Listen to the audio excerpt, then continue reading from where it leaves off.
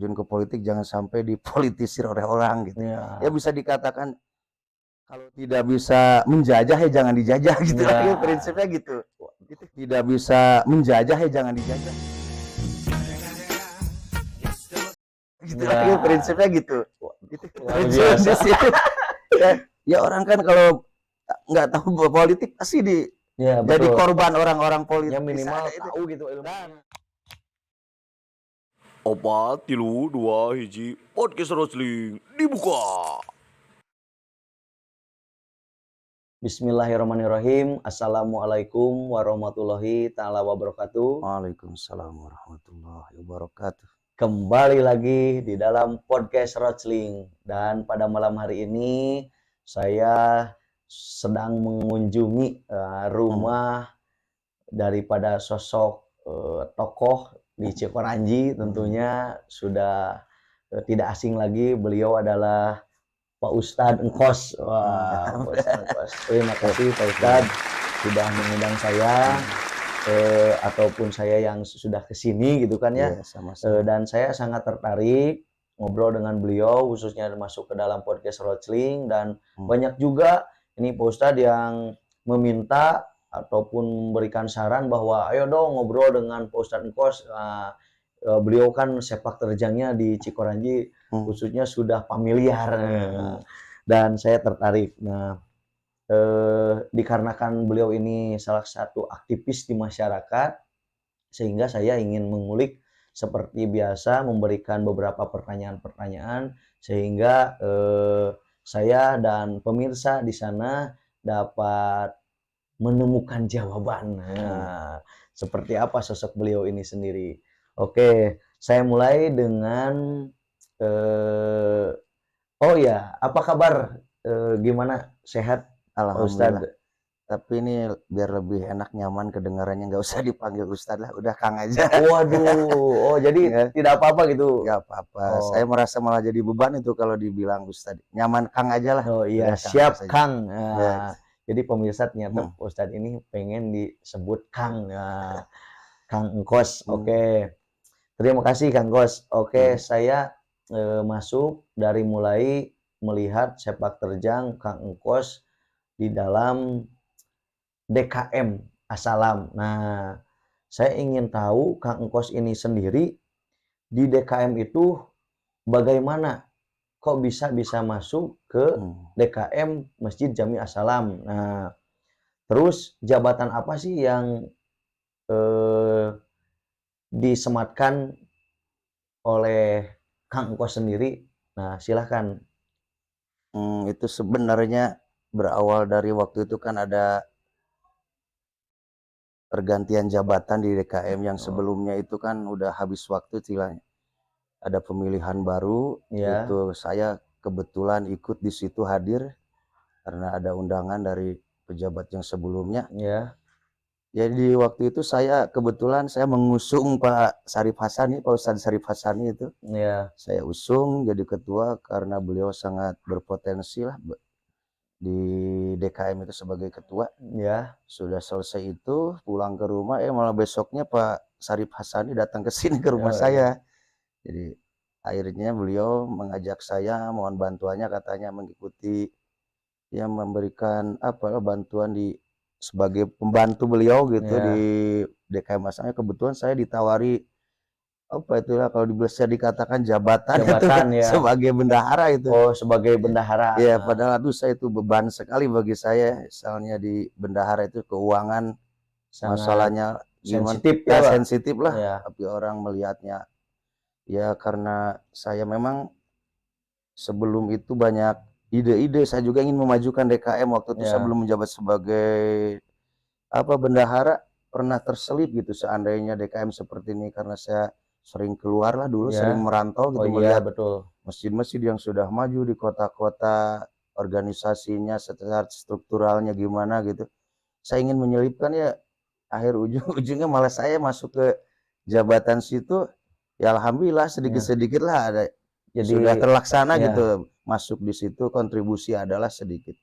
Itu kan sebelumnya seperti yang petugas kebersihan dulu kan sering digembor-gemborkan pakai speaker kan, saya itu merasa gimana perasaan, aduh Ya, nggak pantas ya, suatu organisasi Masjid Jami gitu kan, kecuali ya semacam musola bolehlah ya, katakan dipanggil diumumkan. Itu kan di situ udah terbentuk suatu organisasi berputar lah, ada ya, uang, ada ada uang. apa. Kenapa tidak itu disuruh aja orang-orang kerja di situ, menambah istilahnya buat orang-orang lapangan kerja. Ya, Ya bisa walaupun memakmurkan juga nah gitu ya. gitu masjid walaupun tidak itu pro kontra waktu saya mengusulkan itu. Hmm. Ada beberapa ya ada yang bilang wah kalau begitu boros katanya itu uang masjid. Ya tapi kan hasilnya lain. Bisa dilihat Bisa gitulah dilihat. sekarang ya. Kita kan ini berputarnya uang itu untuk kenyamanan jamaah, kembali lagi dari jamaah untuk jamaah. Kita cuma istilahnya apalah di situ sebagai bisa dikatakan kalau itu bukan berkhidmat namanya lah, bukan Jadi pembantu apa manajemen tuh. sistemnya Nah ya. gitulah. Oke. Kita tidak memiliki seutuhnya masjid itu, cuma Ya, kita bergerak di situ ya membantu untuk kemajuan masjid. ya Itu betul. awal mulanya saya berkiprah di DKM ya alhamdulillah sampai sekarang walaupun ya pengennya segera berhenti gitu kalau bisa. Jangan Bosdan. Iya. Mudah-mudahan ditambah lagi periodenya karena memang saya lihat sekarang dengan komposisi DKM sekarang kelihatanlah sekarang secara nyata bagaimana DKM As-Salam bisa memajukan khususnya Masjid Jami As-Salam, karena itu kan menjadi apa namanya, kalau Masjid Jami As-Salam itu menjadi Barometer lah. barometernya, jadi itu permukaan betul-betul kampung Cikoranji gitu Ustadz. Dan saya ingin menanyakan mengenai program DKM itu sendiri gitu kan, mungkin Pak Ustadz atau Kang Engkos sudah mengetahui gitu kan ataupun sudah menjalankan program DKM itu sendiri. Kang Engkos seperti apa itu? Ya alhamdulillah lah berawal waktu saya sama Pak Syarif Hassani ya bisa dikatakan menjadi pejabat baru di situ ya, banyak perubahan lah daripada yang dulu itu. Ya alhamdulillah bisa dilihat oleh masyarakat. Ya saya ngucapin terima kasih lah kalau ada apa istilahnya ada kontribusi saya yang bisa dirasakan oleh masyarakat. Cuma di lain itu kan saya juga minta maaf atas batas kemampuan saya mungkin sampai di situ. Ya mungkin kedepannya lebih baik lagi ya, diantaranya kan program-program untuk sementara kita ya memajukan dulu lah yang di luar masjid gitu. Itu kan sebagaimana disampaikan oleh Pak Syarif Hassani tidak bisa di-cover oleh masyarakat ya, seperti pembuatan gang makam, renovasi, pemugaran karuhun-karuhun, itu kan siapa yang akan tanggung jawab kalau nggak DKM? Betul. Ya kampung sendiri kan nggak punya dana itu. Iya. Nggak punya dana untuk mengcover itu, ya akhirnya kita berinisiatif berjalan bareng kerjasama ya alhamdulillah udah berapa titik itu makam-makam karunia udah dibangun. Yang udah dibangun. Iya gitu. Terus walaupun ini menuai pro kontra juga itu ya kayak pemborosan lagi ya. Kalau setting nggak beban, penting uang nggak ada buktinya gitu. Betul. Jangan sampai uang habis buktinya nggak ada ya. Betul. Saya disitu nggak mau itu. Apalagi ini uang masjid lah istilah yang terpenting bisa memakmurkan gitulah ya istilahnya mah, bukan hanya sekup di masjid saja tapi di luaran juga gitu kan. Termasuk kampung Cikoranji lah masih banyak PR ke depan mungkin. Dan itu dapat membantu juga pihak pemerintah gitu. Ya itu harusnya ya memang berterima kasih pemerintah kampung juga. Iya. Tidak nitik kemungkinan, jangan menutup mata lah istilahnya gitu. Harusnya ya jadi istilah kalau bisa sih pemerintah setempat tuh semacam kawil ya sama DKM itu ibarat partner kerja lah gitu. Betul. Jangan untuk memajukan kampung, mari kita bersama lah bergandeng tangan, itu kan bisa dirasakan hasilnya. Ya masih banyak lah PR-PR itu. Ya, seperti itu Pak Ustadz, ambulan juga kan itu kan di-cover ya alhamdulillah gitu kan. Sementara waktu menjabat berapa bulan saya punya inisiatif usul kepada ketua, udah Pak orang sakit gak usah bayar, semua bensinnya itunya sopirnya kita tanggung. Ya udah berjalan gitu ya, sampai ada yang orang sakit 2 kali 3 kali itu. Ya alhamdulillah kerja sama Pak Empi itu ya berjalan ya, ada katanya terima kasihnya, merasa terbantu masyarakat sebagai ya pengennya sehat semuanya lah, nggak ada yang sakit gitu. Biar awet juga itu kas DKM-nya gitu.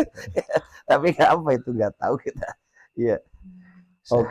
Terus Pak, mengenai aset DKM sendiri itu kan yang bisa disewakan ataupun yang dapat menghasilkan itu kan beberapa saya pun melihat gitu kan. Apa saja yang dimiliki oleh DKM itu sendiri aset? Ya alhamdulillah yang terbaru itu kan kita tahu sehabis membangun itu membeli mesin molen itu. Ya, mesin molen. Itu sangat membantu lah, ada masukan tambahan itu semacam ada mesin lain, terus ada lapak yang disewakan itu alhamdulillah selain dari kotak amal dan dengan ya intinya transparan lah, transparansi kepada masyarakat. Jadi itu peningkatannya jauh banget, signifikan lah bisa dikatakan, bahkan yang dulu cuma pendapatan 300-400 sekarang kan bisa 2 kali lipat gitu. Ya jadi, mungkin ada rasa kepercayaan itu dari masyarakat juga gitu kan timbul lah ya. Ya cuman kembalinya beban juga bagi kita gitu. Gimana untuk lebih baik lagi kinerja kita di DKM itu gitu. Oke. Terima kasih Pak Ustadz. Nah, itu sekilas tadi sejarah sepak terjang beliau di DKM As-Salam yang memang sudah dirasakan lah. Dan mudah-mudahan masyarakat Cikoranji makin bisa percaya kepada beliau dan bisa melanjutkan ke periode selanjutnya sehingga Masjid Jami As-Salam bisa terus maju dan bisa memakmurkan Masjid Jami. Oke. Dan masuk mohon maaf Pak, saya bergeser Kang ke arah politik ini. Nah, sepak terjang di bidang politik Kang Engkos itu pernah saya lihat terjun di mulai dari dewan, terus pemilihan bupati, terus malah jadi tim ses salah satu calon pilkades juga itu kan. Ya. Nah, Kang, kok bisa seperti itu gitu? Awalnya gimana gitu kan masuk ke dunia politik? Ya mungkin yang pertama takdir saya oleh Allah ditakdirkan seperti itu ya kelihatannya.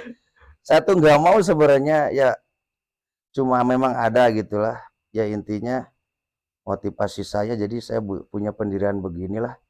Jadi kita itu kalau terjun ke politik jangan sampai dipolitisir oleh orang gitu. Ya bisa dikatakan kalau tidak bisa menjajah ya jangan dijajah gitu lah, prinsipnya gitu.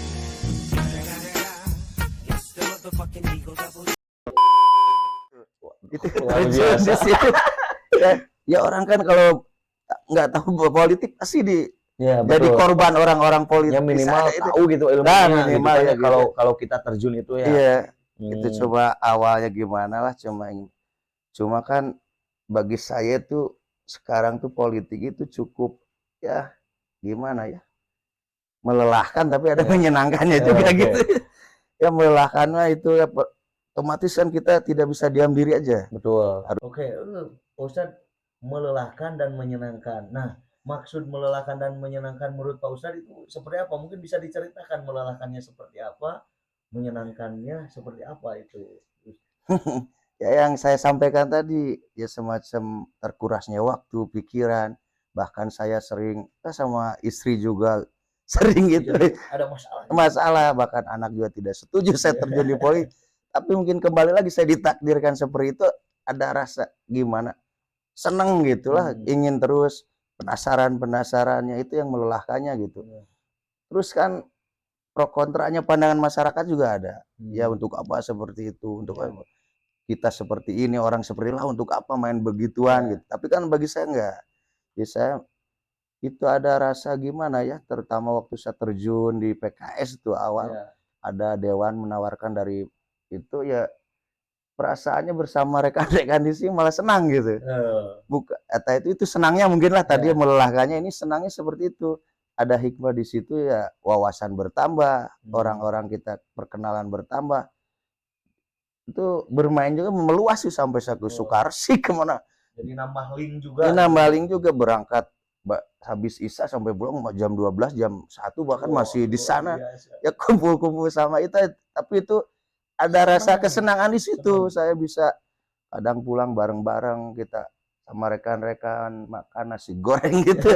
Saya makan waktu sama temen, wah ini namanya politik nasi goreng gitu. Saya setiap bawa orang baru itu pasti pulangnya di nasi goreng. Padahal itu uang pribadi saya di situ. Jadi mungkin saya di politik itulah masih pakai filsafat orang Bogor kayaknya. Ya, gimana itu filsafat orang Bogor? Ya orang Bogor kan biar tekor asal kesohor gitu. Yang saya itu kesohornya dulu itu. Mungkin lah orang Bogor tahu itu. Ya lain dengan politik orang-orang yang sudah senior di luar sana lah. Orang-orang senior mungkin udah perhitungan matang, pengalamannya udah luas ya, mungkin ada paribasa bisa dikata jangka panjang, jangka pendek, jangka pesak juga ada gitu. Kalau saya kan enggak. Ya. Nombok itu terus, tapi ada kepuasan di situ yang saya heran itu. Cuma di balik itu kan saya walaupun ya tidak sehebat senior-senior di luar sana, tapi kan ada kontribusinya untuk lingkungan. Oh iya. Ya alhamdulillah waktu PKS saya dapat menggang itu aspirasi 25 juta. Alhamdulillah. Terus kemarin saya apa itu ya di Pilbub Cekas itu, Cep Jam-Jam itu kan yang lain kok. Iya, iya bertolak belakang gitu. Kan. Bahkan saya yang masang baliho pertama itu. Habis ramainya pemilihan kepala desa langsung saya tancapkan baliho. Orang yang mungkin ada yang ya gimana lah tapi nggak apa-apa, tapi saya lempeng lah niatnya. Yang penting jangan meragukan orang lain gitu. Betul. Bahkan saya dicek ya alhamdulillah kontribusi ada ya walaupun sedikit untuk anak-anak Pordek di sini, ada kaos bola gitu. Yang melelahkan itu saya sampai jam 12 malam masih di Galunggung itu. Itu di tim suksesnya Cekas itu. Ya orang bisa dikatakan Sultan Galunggung itu waktu itu. Pak Ajindang Juta saya di situ. Ajindang Juta itu terkenal juga itu. Iya, saya jam 12 sama rekan masih di situ. Cuma untuk dapat uang berapa itu bukan untuk saya itu gak amanat dari anak-anak di sini, minta ini minta ya udah saya berangkat ke sana ya alhamdulillah walaupun sedikit lah. Ya ada sedikit itu. Dan ya itu bisa dirasakan langsung oleh masyarakat. Iya gitu alhamdulillah. Ini. Ya itu cuma sebatas itulah politik di sana. Oke. Iya. Desainnya seperti itu pemirsa. Oke. Mengenai khususnya ke RT-an ya kan Kang Engkos juga sekarang menjabat sebagai ketua RT. Nah, saya tertarik itu mengenai bagaimana keadaan di lingkungan RT ini sendiri. Kan ini katanya ada jalur gajah gitu kan ya. Nah, kok bisa gitu kan seperti itu dan bagaimana itu? Ya tadinya saya tuh nggak ada kepikiran jadi RT, nggak ada. Di situ cuma latar belakangnya awal mulanya itu ada pemecahan itu.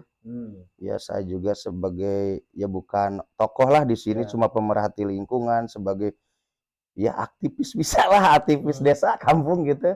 Walaupun ya pendidikan rendah gitu, tapi kan kepedulian sama lingkungan adalah. Ya enggak sisilnya memikirkan diri sendiri, keluar enggak ada, saya tetap memperhatikan sekitar lah gitu. Terutama dari pembangunan lingkungan. Ya pas itu terjadi pemecahan memang itu sangat bagi saya itu sangat menyakitkan istilahnya. Apa yang bisa dikatakan menyakitkan? Kok tiba-tiba ya bisa dikatakan ini kan namanya Blok Neglasari. Blok Neglasari itu amanat dari tokoh dulu waktu peresmian musola ini, ada seorang tokoh udah blok sini Neglasari.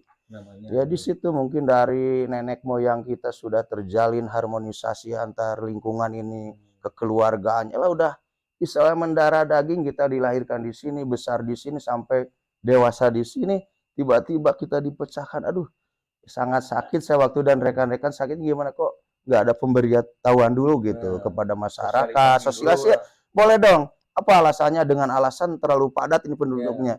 Kenapa RT saya nggak RT yang lain? Ada yang lebih padat lagi penduduknya itu seperti RT 1 itu jangan. Kenapa kok harus lingkungan saya? Wah ini banyak masyarakat yang menolak. Itu cuma sayangnya lah bisa dikatakan langsung diketuk palu. Iya ketuk palu, ada pejabat mungkin yang gimana saya tujuannya apa gitu ya. Kalau memangnya program pemerintah ya nggak apa, tapi kan caranya nggak usah seperti itu. Cari dulu solusinya, misalnya rakyat nggak mau, oke tanya rakyat maunya gimana gitu. Ya contohnya dari sini kan namanya rukun tetangga RT, masa rukun tetangga sampai di ujung sana? Gimana itu kan udah lain lagu, bukan tetangga lagi. Secara letak geografis. Iya, yang namanya rukun tetangga ya tetangga, kita harmonis di situ. Mau ini apalah bisa dikatakan misalnya kita berteriaknya kedengaran lah kalau ke sana jauh seperti itu gimana. Ya tapi saya kan udah kembalilah yang udah terjadi, cuma saya mengingatkan masyarakat lah semangat kembali lagi gitu. Jangan sampai padam ini banyak yang murung gitu. Ya gara-gara pecah ini. Iya, banyak curhatan di belakang ibu-ibunya, bapak-bapaknya. Ya jadi tidak seperti dulu lah Neglasari itu kekompakannya kayak lain lah bisa dirasakan. Oke, Pak. Ngomong-ngomong tadi mengenai Neglasari, di sini juga kan ada semacam wadah ya. Semacam wadah sebelum itu kan ada yang namanya Porneg. Nah, sejarah Porneg itu sendiri seperti apa gitu kan. Kang terus kan dulu Porneg itu banyak program-program yang memang menjadi role model, inspirasi gitu kan bagi kumpulan-kumpulan anak muda yang lain. Iya. Nah, lambat laun kok saya lihat Warnai perkembangannya agak menurun. Itu kok bisa seperti itu gitu kan? Awalnya gimana, terus kok bisa seperti itu? Itu awalnya saya punya inisiatif waktu saya bujangan tuh di Jakarta ada forum semacam KRT-an gitu ya. Saya tertarik gitu seandainya diterapkan. Pas ini kan namanya Neglasari. Udahlah forum remaja Neglasari gitu. Ya sebetulnya ada 03-nya dulu itu kan masih satu RT 03. Ya intinya saya tujuannya ini ingin mewadahi anak muda jangan sampai terjerumus ke bisa dikatakanlah lembah hitam apa yang dinamakan narkoba awal. Jadi ada kegiatan waktu itu pertama awal-awal pernah pembentukan ya aktif kita adakan semacam pengajian lingkungan supaya intinya ada kesibukan lah anak muda itu ya terus ke olahraganya ada gitu kan, ya tapi kan dengan berjalannya waktu itu dari awal ada itu perpecahan link itu jadi 2 KRT-an itu di situ ya berpengaruh juga ke Pornek juga. Jadi berpengaruh sekali. Bahkan saya yang tadinya kawan bisa jadi lawan. Bahkan saya harus berhadapan sama orang tua sekarang. Dulu kan satu RT sama orang tua sama saudara. Kan kalau ada lomba itu seperti Agustusan otomatis aja nih. Otomatis jadi ya lawan itu. Saya bertarung mati-matian lah itu. Bertarung itu sama saudara sama orang tua. Bahkan bersaing terus sampai bisa dikatakan lah ya memanas lah gitu. Awal-awal waktu itu Agustusan wah semacam ini pengen begini ini ya rival padahal itu kawan kita dulu itu yang bareng-bareng membangun Neglasari ini gitu. Itu efeknya ke situ sampai Pornek pun vakum seolah-olah lah ini lapang polinya bisa dikatakan terbengkalai lah sekarang jarang ada kegiatan. Sekali ya Pak ya. Iya. Nah, Kang itu kan Pornek sudah masuk ke Milan berapa sekarang? Ya mungkin yang keempat lah besok kalau nggak salah 2018. Nah, ya itu ada cerita lucu saya itu di situ. Nah, gimana cerita lucunya itu? Awal-awalnya itu ya saya kan ingin diperingati teruslah tiap tahun ya minimal apalagi ada dana ada budget ya kita undang kiai adakan pengajian. Yang pertama agak meriah kita potong tumpeng besar diundang tokoh-tokoh dari sini. Tahun ketiga itu yang menyedihkan sampai saya bikin liwet nasi liwet itu di pos kamling yang hadir berapa orang 3 orang atau 5 orang aduh sedih saya di situ sampai seperti ini Pornek gitu yang tadi saya gadang-gadangkan untuk sebuah wadah yang sangat ya majulah gitu banyak bisa melahirkan calon-calon yang berkualitas nantinya di masa depan ya bisa kontribusi untuk kampung untuk desa gitu tapi alhamdulillah sebagian ya ada juga yang sekarang menjabat di desa ya alhamdulillah mungkin tuh bisa dikatakan lahir dari rahim Pornek gitu ya. Bisa dikatakan. Iya. Alhamdulillah itu. Keren sekali. Waduh pemirsa, sangat panjang sekali ya. Jadi ngobrol dengan Kang Kos ini santai gitu kan. Meskipun waktunya berhubung kami terbatas, tapi jujur saja ini ingin ngobrol lebih lama gitu kan, Kang. Nah, mungkin ini pertanyaan terakhir kan. Itu kan Akang dulu sebagai penggagas ataupun salah satu pelopor lah membentuk forum Neglasari. Karena selalu saya tanyakan ini kan dengan adanya banyak grup sekarang kan ya Kang ya di Cikoranji khususnya sekarang nah gimana Kang pandangan Akang mengenai grup-grup itu sendiri gitu kan khususnya di Cikoranji. Ya kembali lagi seperti kita sering bertemu itu di GBC ya bagus lah bagi saya. Itu kan grup juga sebagian bisa menyibukkan gitu ya. Dia bisa mungkin pergerakan anak muda itu bisa lebih terkontrol ya gitu. Dengan adanya kegiatan ya bagus penting intinya kembali lagi lah untuk memajukan khususnya Kampung Cikoranji ini ya luasnya ke Desa Tanjung Kerta itu. Ya pada intinya grup ini kan positif lah semua pandangan saya gitu. Cuma kita kalau bisa dikatakan ya beda perahu aja, beda tunggangan gitulah. Mungkin ini naiknya ini ya ujung-ujungnya ke sana juga sebuah ya gitu. Untuk memajukan. Ya nggak apa-apalah selagi organisasinya tidak terlarang kenapa enggak? Biar bermunculan lagi nggak apa-apa.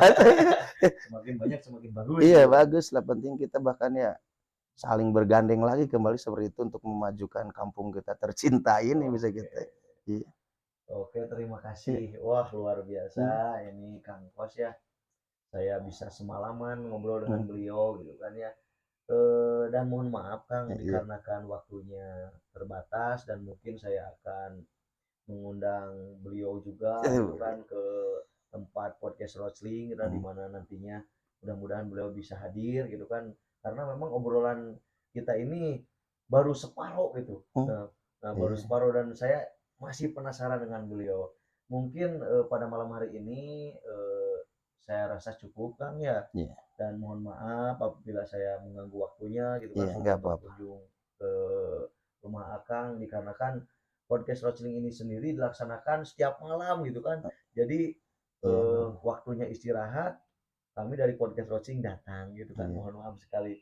Dan mudah-mudahan apa yang kita obrolkan hari ini dapat bermanfaat dan memberikan wawasan juga gitu kan mengenai profil beliau, sepak terjang beliau, khususnya sebagai aktivis peduli di Cikoranji. Oke, terima kasih. Mungkin itu saja Kang. Ya, makasih. Yang dapat saya sampaikan dengan beliau, mohon maaf apabila ada kesalahan kata dari kami, mohon dimaafkan. Dan jangan lupa tonton terus podcast wrestling, like dan subscribe. Dan itu saja mungkin dari saya. Wassalamualaikum warahmatullahi wabarakatuh. Waalaikumsalam warahmatullahi wabarakatuh.